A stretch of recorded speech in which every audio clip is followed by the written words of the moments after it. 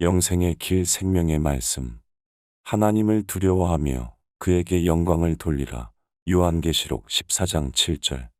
영원한 복음이 지적하는 바벨론이 무너졌고 귀신의 처소가 된 것은 하나님의 말씀을 무시하고 그래서 하나님을 무시하는 게 원인입니다. 그러므로 교회를 향하여 세상을 향하여 하나님께 영광을 돌리라고 하시는 것입니다. 하나님을 어떻게 무시하고 대적하며 마귀를 기쁘게 할 수 있을까요? 그것은 간단합니다. 자기도 죄짓고 이웃도 미혹해서 죄짓게 하면 되는 것입니다. 주여 주여 믿습니다 하면서 그리하면 되는 것입니다.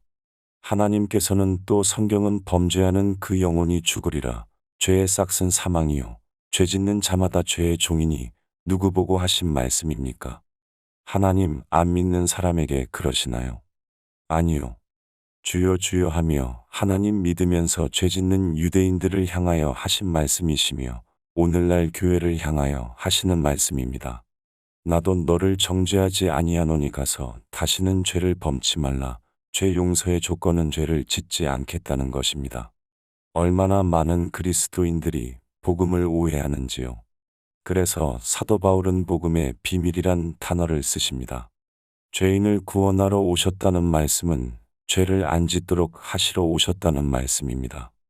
회개하고 모든 죄 즉 죄 자체에서 돌아서지 않는 한 그 죄인에게서는 죄가 끝나지 않습니다. 죄와 사탄은 하나입니다. 사탄을 이길 수 있는 방법은 단 하나뿐입니다. 자신이 죄를 짓지 않는 것입니다. 용서는 사탄에게 죄를 지음으로 사탄의 자녀가 된 자를 하나님께서 자녀로 빼앗아 오시는 하나님의 능력이시며 방법이십니다. 그런데 죄인이 죄를 계속 지으면 빼앗아 올 수가 없습니다. 즉 죄인이 동의하고 죄에서 떠나고 죄를 버리는 일로만 예수님의 용서의 보혈이 효력을 나타낼 수 있는 것입니다. 무엇으로 죄에서 돌아설 수 있나요? 믿음으로만 가능합니다. 즉 자신이 죄를 지어도 된다고 죄를 품고 있는 한, 즉 그렇게 믿는 한 마귀에게서 빠져나올 수 없습니다.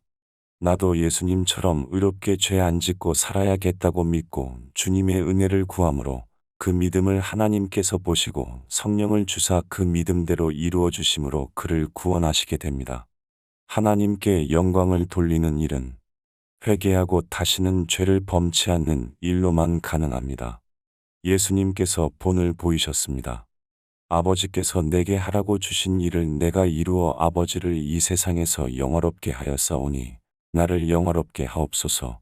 요한복음 17장 4절 5절. 우리의 모본이신 예수님께서 우리가 어떻게 하나님께 영광을 돌릴 수 있는지를 보여주셨습니다.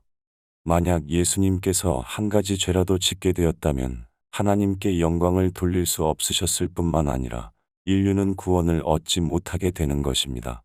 죄는 그래서 무서운 존재입니다.